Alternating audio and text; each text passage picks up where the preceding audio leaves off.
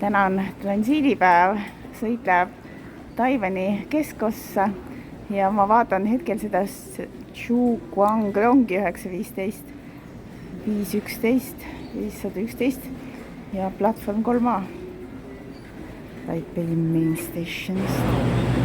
Kaks põhilist varianti rongidega sõitmiseks, Taiwan Railway ja Taiwan High Speed Railway.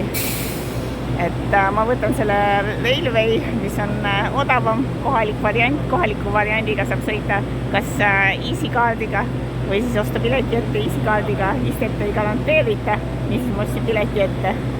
Ja see on siis algse platvorm Taipei Main Stationist. No ausalt öelda need aroomid siin ei ole just kõige paremad, aga no kannatab ära 20 minti oodata. Vagun number 6, 514. Sellised istmed siin on. Imestan, et siin on isegi need kohad, kus joogitopsikud panna. Muidu öeldakse, et Taiwanis ei tohi rongides ja metroos ja kusagil midagi süüa ega juua, et isegi vett ei tohi. Aga paistab, et nii kalm see kord ka ei ole. 4 tunni rongisõidu järel väikene vahepeatus Elshuis. Ja siit teen nüüd vaatama, kas siit keskväljakult läheb mingisugune minibuss, nagu Jiminai lubas, või tuleb rongiga sõita. Aga mul on vaja nüüd Shuilisse edasi põrutada varsti. Jiminai pisut valetas, tema lubatud bussi ei ole. 14.40 läheb siis rong, et mul on mingisugune 31 minutit veel aega rong ja siis on shuttle bus, et sõidan ühe ajaloolise liiniga siis ja see läheb sellistest teedest läbi, kus on palju teetöösid ja parasjagu on need teetööd käimas, et igal kord, kui mingi looduskatastroof või asi on, et siis tuleb parandada ja eks see liin on nagu vana ka. Aga siia ma tulin võtta see skuuterite park, et Taiwanil rohkem skuutereid, mingi 2 korda rohkem skuutereid kui inimesi. Aga kui ma seda lugesin, siis ma arvasin, et tuleb jälle mingi jubedus nagu mingi pallil, et ei saa kõnniteel normaalselt kõndida. Aga siiamaani pean ütlema, et ei ole need skuutrid kuidagi segavad.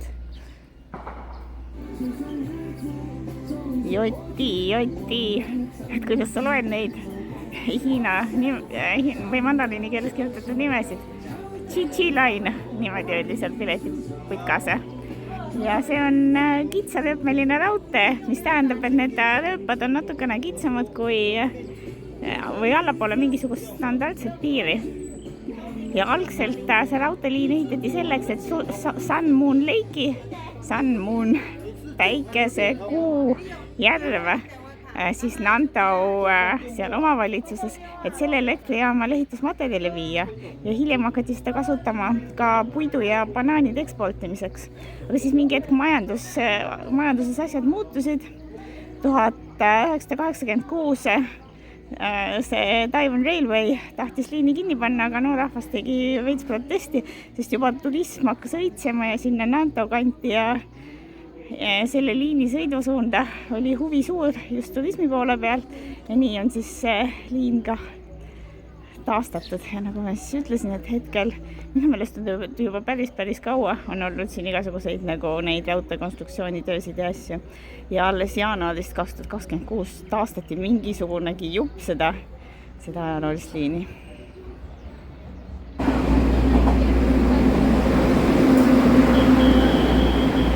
Ajalooline rong saabub päris kärviliseks teine tehtud.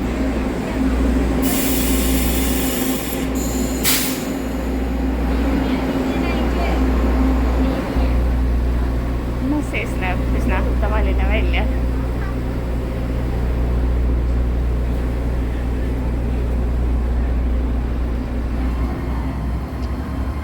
Chi ja see peaks olema see transferbuss, mis meil nüüd Shuilisse viib.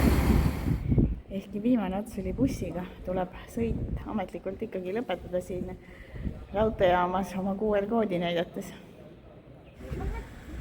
Aga nüüd Shuili alevik, ega ta nii väga väike ole, 16 000 elanikku mingi. Ja nagu näha, siin on suured mäed on taga. Aga nüüd ma vaatan, see raudteejaam näeb suhteliselt ilus välja. Et vähest täitsa kaamerasse võtmist. ja kuusk veel täitsa üleval, kuigi on juba aprillikuu. Jõuangi hotelli.